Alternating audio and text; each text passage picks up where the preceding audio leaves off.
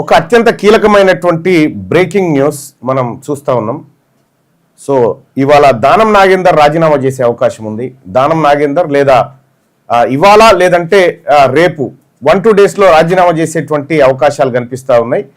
So దానికి కారణం ఏంది అని అంటే, సో ఇవాళ సుప్రీంకోర్టులో ఫిరాయింపు ఎమ్మెల్యేల పైన విచారణ జరగబోతా ఉంది. గతంలో 3 నెలల క్రితం విచారణ చేపట్టినటువంటి సుప్రీంకోర్టు ఎమ్మెల్యేల పైన నిర్ణయం తీసుకోవాల్సిందే అనేటువంటి ఆదేశాలను స్పీకర్కు జారీ చేసినటువంటి నేపథ్యంలో ఇప్పటి వరకు 10 మంది ఎమ్మెల్యేలో దాదాపు 7గురికి క్లీన్ చిట్ ఇచ్చినటువంటి స్పీకర్ మరో 3గురికి ఇంకా ఇవ్వలేదు. ఒకటి దానం నాగేందర్, ఆ తర్వాత కడియం శ్రీహరి, జగిత్యాల ఎమ్మెల్యే సంజయ్. ఈ 3గురికి మాత్రం ఇంకా క్లీన్ చిట్ ఇవ్వలేదు. అయితే దానం నాగేందర్ ముమ్మాటికి చెప్పేసిండు, ఆల్రెడీ నేను కాంగ్రెస్ పార్టీలో చేరాను, నేను ఎక్కడుంటే ఆ పార్టీయే అని చెప్పినటువంటి ధర్మిలా ఇక దానం నాగేందర్ స్థానం ఖాళీ అయ్యేటువంటి అవకాశం కనిపిస్తా ఉంది. ఖైరతాబాద్ కు ఉప ఎన్నిక అనివార్యం కనిపిస్తా ఉంది. ఒకవేళ స్పీకర్ గారికి ఇచ్చినటువంటి గడువు దాదాపు ఇవాల్టితో తీరిపోతా ఉంది. కాబట్టి స్పీకర్ గారు ఇవాళ సుప్రీంకోర్టులో విచారణకు వస్తున్నటువంటి అంశం కంటే ముందే దానం నాగేందర్ పైన వేటు వేస్తారా, లేదంటే సుప్రీంకోర్టు వేటు వేసేదాకా వేచి చూస్తారా అనేది చూడాల్సినటువంటి అంశం. మొత్తానికైతే 2 అంశాలు ఇక్కడ కీలకంగా చూడొచ్చు. ఒకటి, దానం నాగేందర్ గారి రాజీనామా ఏదైతే ఉందో ఆయనంతా ఆయనే రాజీనామా చేసేలా, లేదు అనంటే స్పీకర్ ఆయన పైన వేటు వేసేలా, లేదంటే సుప్రీంకోర్టు ఆయన పైన వేటు వేసేలా. ఈ 3 ఆప్షన్స్ ఉన్నాయి. ఈ 3 ఆప్షన్స్ లో సహజంగా రాజకీయ నాయకుడు ఏం చూజ్ చేసుకుంటా అంటే, వాళ్ళేంది వీళ్ళేంది నన్ను చేసేది, నేనే రాజీనామా చేస్తున్నా అనేటువంటి ప్రక్రియ జరిగే అవకాశం ఉంది. అందుకోసమే ఇవాళ లేదా 1-2 డేస్ లో దానం నాగేందర్ గారు రాజీనామా చేసేటువంటి అవకాశం స్పష్టంగా కనిపిస్తా ఉంది తన ఎమ్మెల్యే సభ్యత్వానికి.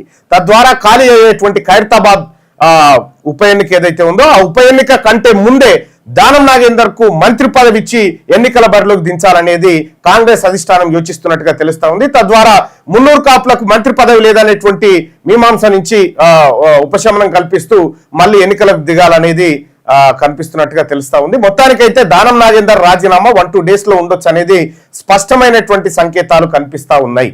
సో మరిగా ఈ నేపథ్యంలో మరి మిగతా వాళ్ళ సంగతి ఏంది, సుప్రీంకోర్టు ఏం చెప్పబోతా ఉంది? ఇప్పటికీ 7గురికి క్లీన్ చిట్ ఇచ్చినటువంటి స్పీకర్ గారు మరో 3గురిని పెండింగ్ పెట్టినారు. పోచారం శ్రీనివాస్ రెడ్డి అది కడియం శ్రీహరి గారు, ఆ తర్వాత సంజయ్ గారు ఏకంగా కండువాలు కప్పుకొని తిరిగి కాంగ్రెస్ మీటింగ్ లో అటెండ్ అయినటువంటి పరిస్థితి. ఇక్కడ కడియం శ్రీహరి గారు తన కూతురు ఎంపీ ఎలక్షన్ లో